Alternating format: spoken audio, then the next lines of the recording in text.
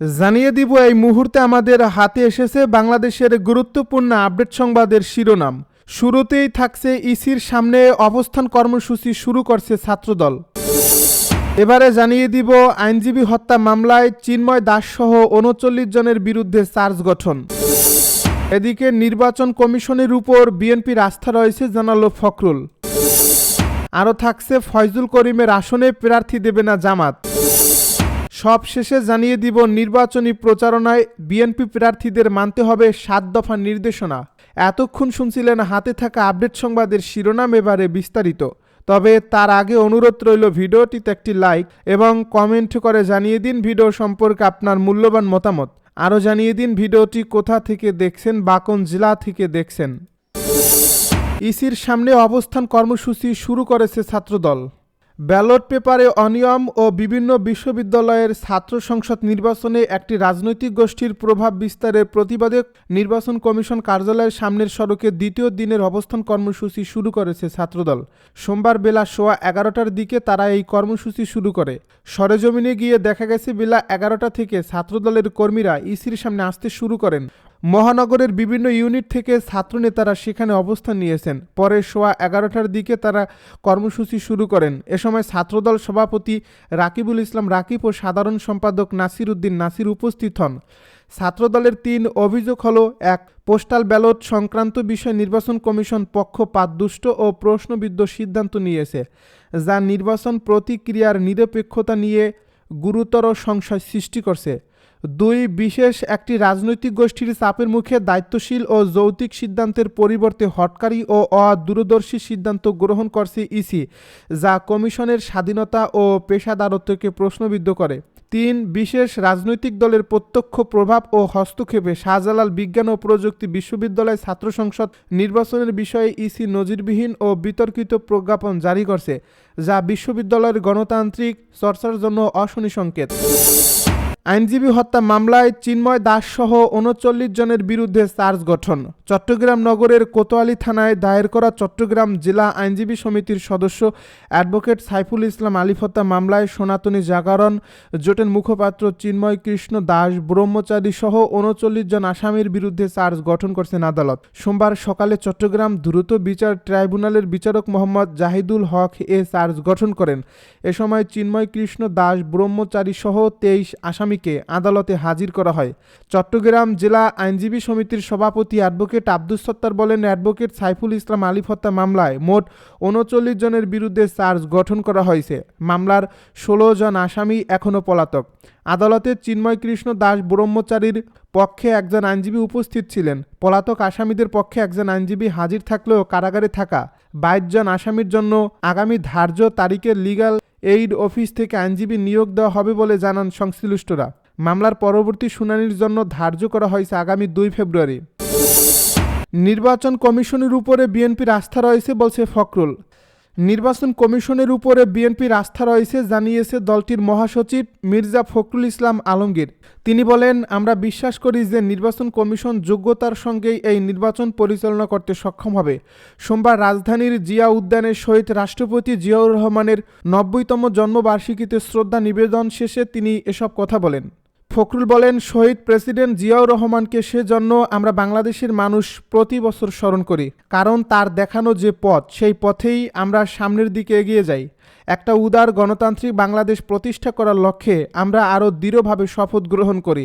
মহাসচিব বলেন, আজকে যখন ফেব্রুয়ারি মাসের 12 তারিখে নির্বাচন ঘোষিত হয়েছে, একটা ছাত্র জনতার অভ্যুত্থানের মধ্য দিয়ে যখন ফ্যাসিস্ট হাসিনা পালিয়ে গেছে, তখন আবার নতুন করে একটা ধ্বংসপ্রাপ্ত অর্থনীতির বাংলাদেশকে গড়ে তোলার জন্য, গণতন্ত্রকে প্রাতিষ্ঠানিক রূপ দেওয়ার জন্য আমরা আজকে এখানে শপথ নিয়েছি এবং শপথের মধ্য দিয়ে বাংলাদেশ জাতীয়তাবাদী দল ও সমস্ত অঙ্গ সংগঠন বাংলাদেশের শহীদ জিয়ার যে আদর্শ, সে আদর্শকে এখানে বাস্তবায়িত করবে।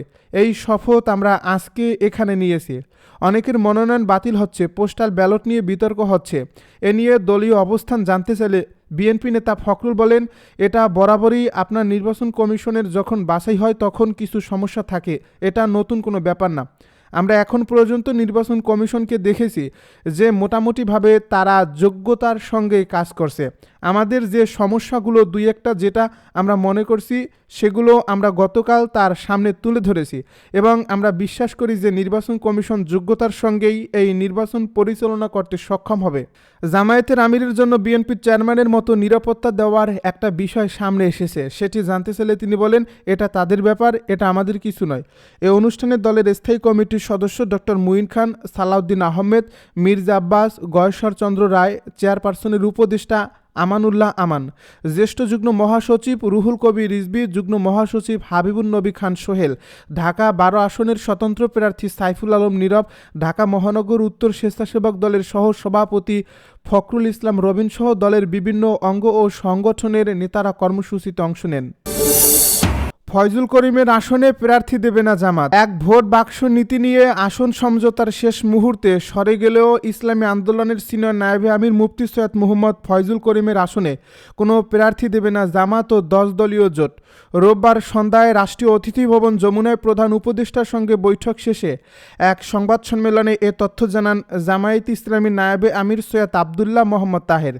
তিনি বলেন, এই সমঝোতায় ইসলামী আন্দোলনের অনেক ভূমিকা ছিল, আমরা সেই ভূমিকা শ্রদ্ধার সঙ্গে স্মরণ করি। টুকটাক টেকনিক্যাল কিছু বিষয়ের জন্য তারা নিজেরা আলাদা নির্বাচনের সিদ্ধান্ত নিয়েছেন, আমরা নির্বাচনে তাদের সাফল্য কামনা করি। ইসলামী আন্দোলনের সম্মানে দলের সিনিয়র নায়েবে আমিরের আসনে আমরা কোনো প্রার্থী দেব না, কারণ ওনাদের আমির নির্বাচন করছেন না। সৈয়দ আবদুল্লাহ মোহাম্মদ তাহের বলেন, দীর্ঘদিন ধরে আমরা ভোটকেন্দ্রে সিসি ক্যামেরা স্থাপনের দাবি জানিয়ে আসছি। আজ প্রধান উপদেষ্টা আমাদের আশ্বস্ত করেছেন যে উপদেষ্টা পরিষদের বৈঠকে প্রতিটি ভোটকেন্দ্রে সিসি ক্যামেরা স্থাপনের সিদ্ধান্ত নেওয়া হয়েছে এবং এজন্য প্রয়োজনীয় অর্থ বরাদ্দ দেওয়া হবে। একই সঙ্গে আমরা মত দিয়েছি ভোটকেন্দ্রের ভেতরে সেনাবাহিনী, পুলিশ বা র্যাবের প্রবেশ অনুমোদন দেওয়া ঠিক হবে না, কারণ এতে ভোটারদের মধ্যে ভীতি সৃষ্টি হতে পারে। তাদের দায়িত্ব হবে আইনশৃঙ্খলা রক্ষা করা, যা বুথের বাইরে থেকেই করতে হবে। প্রধান উপদেষ্টা আমাদের আশ্বস্ত করেছেন যে বাহিনীগুলো ভোটকেন্দ্রের ভেতরে প্রবেশ করবে না। প্রধান উপদেষ্টাকে কয়েকজন উপদেষ্টা বিভ্রান্ত করার চেষ্টা করেছেন উল্লেখ করে তিনি বলেন, নির্বাচনী লেভেল প্লেইং ফিল্ড তফসিল ঘোষণার দিন থেকেই কার্যকর থাকার কথা ছিল, কিন্তু এরই মধ্যে কিছু বিচ্যুতি ঘটছে।